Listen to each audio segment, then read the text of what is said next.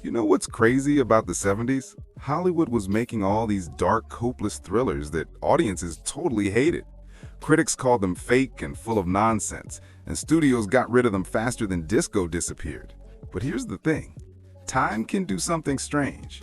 It can turn movies that failed at the box office into classics.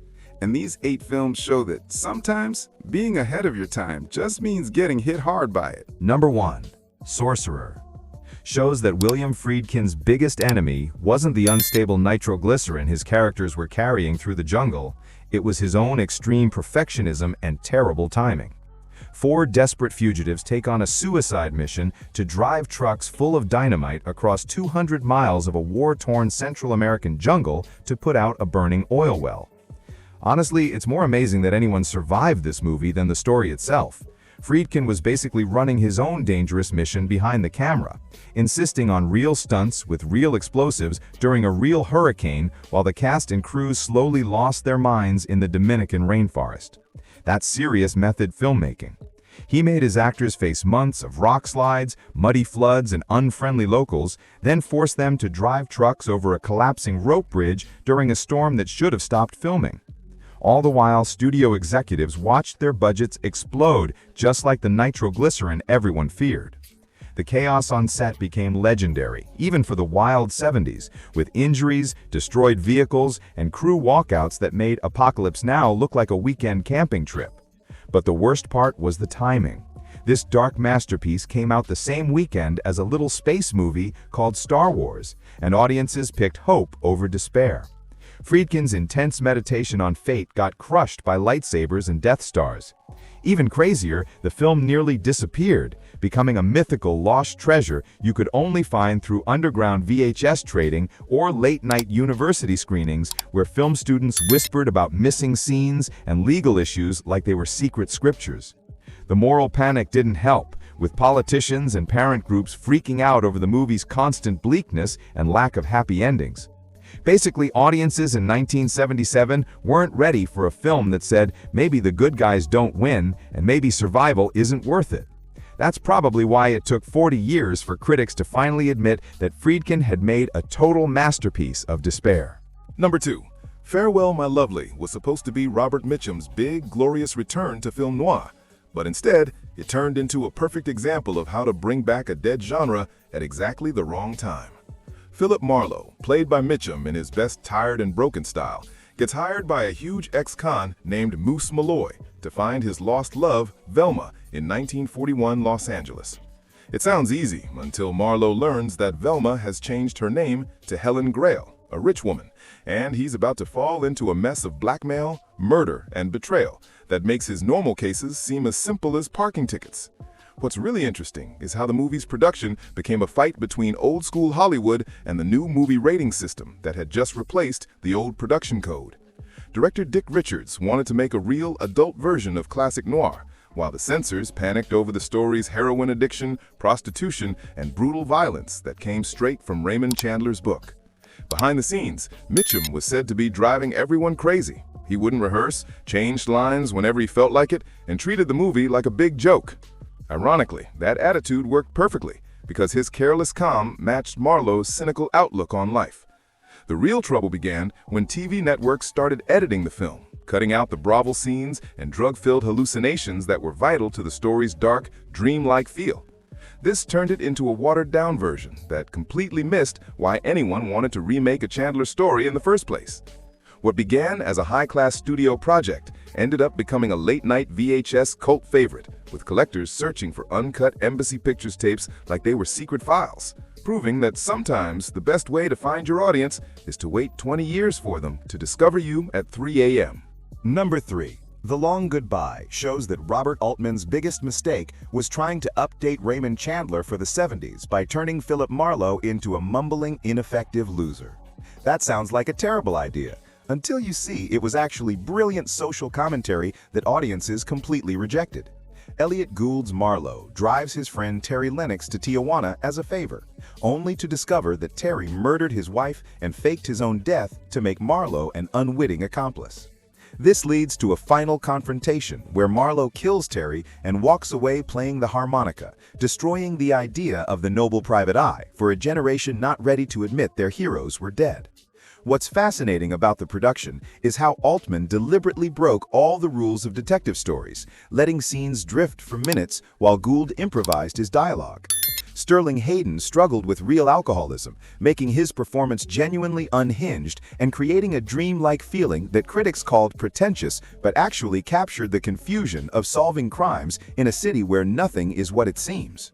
The studio battles were legendary, with executives panicking over test screenings where audiences hated Gould's unconventional Marlowe and Altman's refusal to give clear answers or traditional action scenes. They ran marketing promising classic detective thrills, but delivered existential despair instead.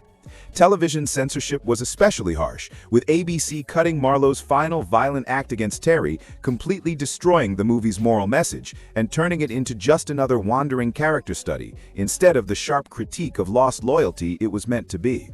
This was a film about how the old codes of honor were dead in modern America.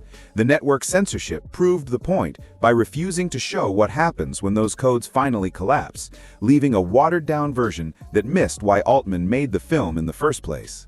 Number 4. Phantom of the Paradise was supposed to be Brian De Palma's big breakout movie, but instead it became the biggest musical flop of the 70s, which is really saying something in the decade of disco.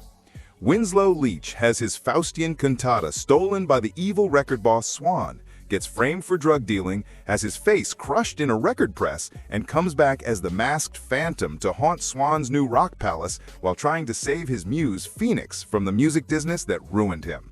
Honestly, the plot sounds completely crazy, which is probably why audiences avoided it, even though it was a brilliant satire of everything wrong with 70s pop culture. The production itself was totally insane. De Palma put his actors in real danger for the sake of authenticity, with William Finley actually having his face almost crushed in a working record press at a toy factory. The foam padding couldn't stop the hydraulic power, and the machine closed faster than expected, leaving Finley seconds from serious injury, making his scream on film completely real. Behind the scenes, the studio was sabotaging the movie, marketing it as a normal rock musical instead of the sharp industry satire it really was, missing the point of a film that basically predicted how corporations would turn music into soulless products to control young talent. The censorship fights were just as crazy, with the fictional Death Records label being legally challenged by Led Zeppelin's real Swan Song Records, forcing distributors to scratch out the logo on TV and home video releases. This meant the movie's sharpest critique of greedy music executives was being censored by actual greedy music executives. Life imitating art. The movie, about how the music industry destroys artists, was itself destroyed by the music industry. It only found its audience through midnight screenings and bootleg VHS tapes, proving that sometimes the only way to enjoy a movie about selling your soul is to discover it underground, where souls still matter. Number 5, Marathon Man shows that sometimes the scariest movie villains are just old dentists with a grudge. Laurence Olivier's Nazi war criminal, Dr. Zell, asking, "Is it safe?" while drilling into Dustin Hoffman's teeth, is probably responsible for more dental fear than all the horror stories about root canals combined. Graduate student Babe Levy gets pulled into international espionage when his secret agent brother is killed, and suddenly he's being tortured by a former concentration camp dentist trying to recover stolen diamonds, basically the setup for the world's most traumatic dental appointment. What's fascinating about this production is how real the torture felt, because Dustin Hoffman, being a peak 70s method actor, stayed awake for 3 days straight and ran actual marathons to look genuinely exhausted and terrified. This led to the legendary moment of Laurence Olivier telling him, "Try acting, dear boy," when Hoffman explained his extreme preparation. The censorship battles were brutal, with Britain giving the film an X rating and censors worldwide cutting the dental torture scenes, completely missing the point. The horror wasn't just in the violence, but in the psychological terror of not knowing who to trust when everyone around you is lying. Behind the scenes, the pressure was so intense that the cast and crew were genuinely shaken by filming the torture sequences, with Olivier's calm manner between takes creating a strange contrast with his character's icy cruelty, making everyone question what was real and what was acting. The moral panic was intense, with parent groups upset about the mix of Holocaust trauma and 70s paranoia, basically arguing that audiences weren't ready for a movie suggesting that maybe the good guys don't always win, and surviving awful experiences doesn't make you stronger, just more damaged. This was a film about how trauma follows you forever, and trust is a luxury you can't afford. Critics were upset it didn't offer easy answers or a comforting ending, proving that sometimes the most honest movies are the ones that leave you feeling worse about the world than when you started watching. Number 6, Capricorn One is what happens when you take America's post-Watergate paranoia, add some fake moon landing conspiracy theories, and somehow get Hollywood to make the most expensive "what if the government is lying about everything" movie ever. 3 astronauts are pulled from their Mars mission at the last second because the life support system is broken. But instead of canceling the launch, NASA fakes the whole mission in a desert studio while the empty rocket flies into space. It sounds completely crazy until you remember this came out in 1978 when Americans were already convinced their government was lying about literally everything. The production itself was wild. Director Peter Hyams was basically making a documentary about his own paranoia while also creating the very kind of elaborate hoax the movie warned about. The cast performed fake space scenes so convincingly that they actually fueled real conspiracy theories for decades. The stunts were terrifying, with real helicopters chasing a real biplane through real canyons at dangerously low altitudes. When the biplane actually collided with a helicopter during filming, the crew just kept shooting. Apparently, near-death experiences were part of the creative process in the 70s. This was a movie about fake government operations being made with real-life dangerous operations that could have killed the cast. The moral panic was huge, with politicians accusing the film of undermining NASA and feeding conspiracy theories. NASA even issued official statements denying they would ever fake a space mission, which essentially proved the movie's point about how defensive institutions get when you suggest they might be lying. What's even crazier is how the film became a cult classic through VHS rentals and late-night cable, with conspiracy theorists treating it like a documentary and using bootleg copies as proof that the moon landing was fake. Meaning a fictional thriller accidentally became source material for one of America's most persistent conspiracy theories. Number 7. Winter Kills shows that sometimes reality is so insane that fiction can't keep up. The fact that this JFK assassination satire was financed by actual mobsters who may have murdered the producers mid-production is either the most incredible coincidence in film history or proof that we're living in the dumbest timeline possible.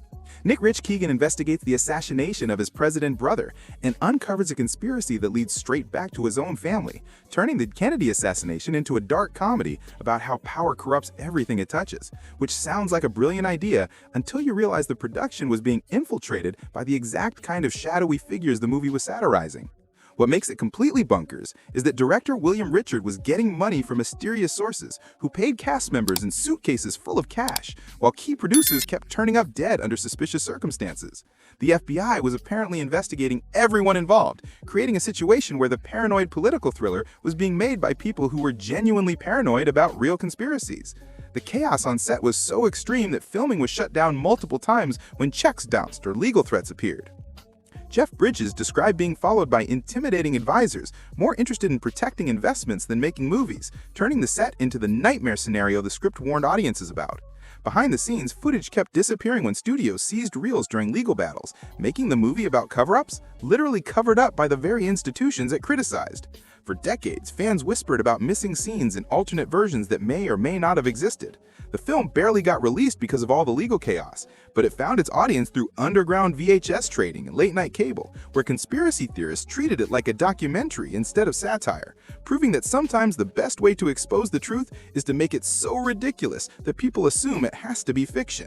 Number 8. Bring Me the Head of Alfredo Garcia is what happens when Sam Peckinpah decides to make a movie about his own self-destructive spiral and somehow convinces Warren Oates to carry around a real severed head for 2 hours while everything falls apart around them. Benny, a washed-up American piano player in Mexico, finds out his girlfriend's ex-lover, Alfredo Garcia, is already dead and buried, so he figures he can dig up the body, chop off the head, and collect the $1 million bounty a crime lord is offering. Which sounds like the worst get-rich-quick scheme in movie history until you realize it actually works for about 5 minutes before everyone starts shooting each other. What makes this production completely unhinged is that Peckinpah was basically documenting his own alcoholic breakdown while filming in Mexico, with the cast and crew getting into real fistfights during breaks and Warren Oates channeling Peckinpah's self-loathing into a performance that feels less like acting and more like therapy at gunpoint. The violence was so extreme that Sweden outright banned the movie, while censors in other countries cut entire sequences of Benny's revenge spree, turning a nihilistic masterpiece about masculine failure into a confusing mess that made no emotional sense. Behind the scenes, the chaos was legendary even by Peckinpah standards, with drunken actors stumbling through dangerous stunts in uncontrolled locations where actual bystanders were injured during fight scenes, because apparently safety rules were for sellouts who didn't understand true art. Talk about method filmmaking taken to the extreme. This was a movie about a man destroying himself for money being made by people literally destroying themselves for money. And the fact that it flopped commercially just proved that audiences weren't ready for a film suggesting that maybe the American dream is actually a nightmare, where decent people turn into monsters for cash. The cult following it later gained through grimy VHS copies and midnight screenings felt fitting, because this was a movie that could only be appreciated by people who understood that sometimes the most honest stories are the ones that leave you completely hopeless about human nature.